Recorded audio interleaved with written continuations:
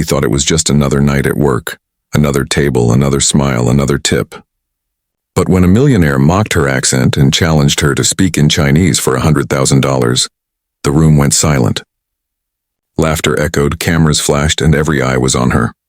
What none of them knew was that this waitress wasn't just another server. She had a secret that would silence the entire room and leave the arrogant millionaire speechless. What happened next turned a moment of humiliation into a lesson the world would never forget. It was a Friday evening in one of the city's most exclusive restaurants, a place where chandeliers shimmered like stars, and the air smelled of money and power. Among the finely dressed guests and the soft hum of laughter worked a young waitress named Amara. She moved with quiet grace, balancing trays of crystal glasses and plates worth more than her weekly pay. To most customers, she was invisible, just another face behind a uniform. But Amara didn't mind. She was working hard to pay for her linguistics degree, a dream that kept her going even after long, exhausting shifts. She had always loved languages, the way words could bridge worlds. From Arabic to Mandarin, French to Swahili, she spoke 9 fluently. Yet here, in this elegant world of the wealthy, her intelligence went unnoticed. To them, she was just the help. That night, a group of high-profile businessmen arrived, led by a loud, self-assured millionaire who loved attention. His laughter filled the room before he even sat down. His companions admired him, cameras discreetly recording every gesture for his social media fans. When Amara approached their table with her polite smile, she had no idea she was about to become the target of his next joke. He glanced up at her, smirking. "I'll give you $100,000, he said, waving a stack of cash, "if you can serve me in Chinese." The table burst into laughter. Amara froze, the room spinning for a moment. It wasn't the first time she'd faced mockery, but this time something in her refused to stay silent. For a few seconds, Amara stood perfectly still, holding the tray close to her chest. The laughter from the millionaire's table cut through the air like a blade. Every chuckle carried the same message: "You don't belong here." Around the room, a few other guests turned to watch. Some smiled awkwardly. Others pretended not to notice. Amara had learned long ago that silence could be powerful. But this wasn't the time for silence. She set the tray down gently on the table beside her and straightened her shoulders. Her heart raced, but her expression remained calm. "Would you like me to serve you in Mandarin?" she asked softly, "or Cantonese?" The laughter faded into an uneasy quiet. The millionaire blinked, uncertain if she was serious. "What did you just say?" he muttered, his smirk faltering. Amara repeated the question, this time in perfect Mandarin. Her pronunciation was crisp, fluent, unmistakable. The words rolled off her tongue like a native speaker's. A waiter passing nearby stopped mid-step, stunned. One of the millionaire's guests gasped under her breath. The millionaire chuckled awkwardly, trying to brush it off. "Oh, so you memorized a few phrases, huh?" he sneered. Without a word, Amara continued, switching from Mandarin to Korean, then to Japanese, her tone flawless in each. Within seconds, the table that once mocked her sat frozen, eyes wide in disbelief. It wasn't just a performance. It was a message that the woman they had laughed at, the one they saw as less, possessed a brilliance beyond their comprehension. Cameras that had been recording for fun now captured something else entirely: the power shift in real time. Online, moments like these had a way of spreading fast, and though Amara didn't yet know it, this night would soon reach millions. But in that moment, all she could feel was the tension at the table, the millionaire's forced grin, the uneasy murmurs, and her own trembling hands. Beneath her calm exterior, emotions collided: anger, pride, and something deeper. The quiet satisfaction of finally being seen. Then the man leaned back in his chair, his voice lower now, defensive. "You think you're special because you can parrot a few languages?" Amara met his gaze. Her eyes didn't waver. "No," she said softly. "I think respect doesn't need translation." For a moment, no one spoke. The air was heavy with shame and realization.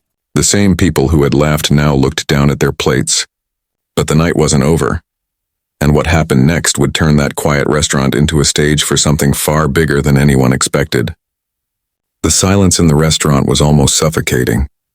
The millionaire shifted uncomfortably, his once confident smile fading into a nervous twitch. The laughter that had filled the air moments ago was gone, replaced by a tense, heavy quiet. Every eye in the room was now fixed on Amara. One of the guests finally whispered, "She really speaks all of them?" Amara turned away slightly, collecting the plates from the table beside them. Her movements were steady, graceful, not hurried, not shaken. But inside her heart pounded. She wasn't angry anymore. She was done proving her worth. The millionaire, desperate to reclaim control, stood up. "You think this makes you better than me?" he said, voice cracking slightly. "You're just a waitress. Don't forget that." His words echoed louder than he intended, drawing the attention of the entire restaurant.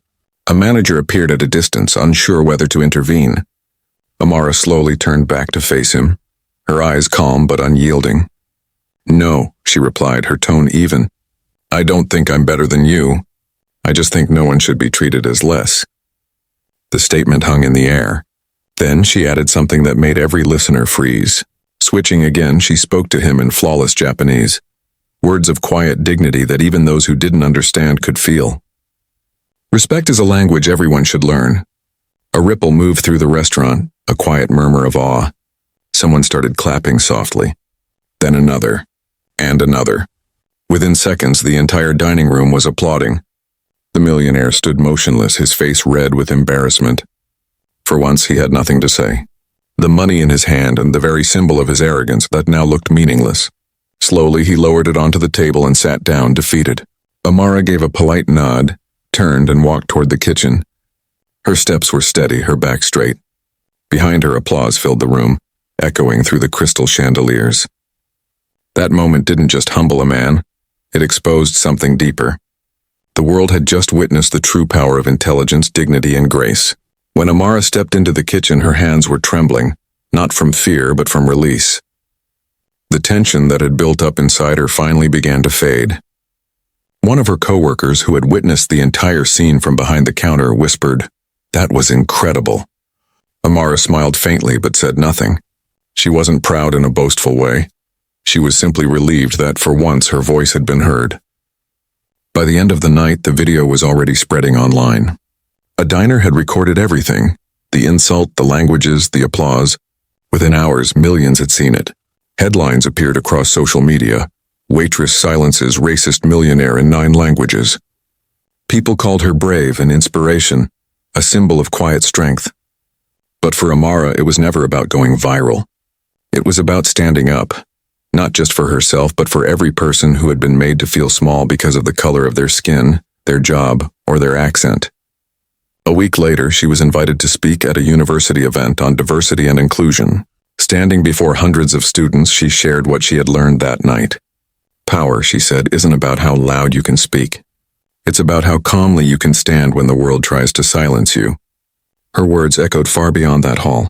In homes, schools, and workplaces, people talked about her story, not just as a viral moment, but as a reflection of something much deeper.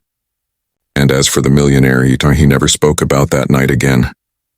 But those who were there said he tipped every waiter he met after that, perhaps still haunted by the memory of a woman who taught him a lesson no amount of money could buy. Amara continued working, studying, and smiling. She knew that sometimes the most powerful change begins in the quietest moments, and that respect, once spoken, needs no translation.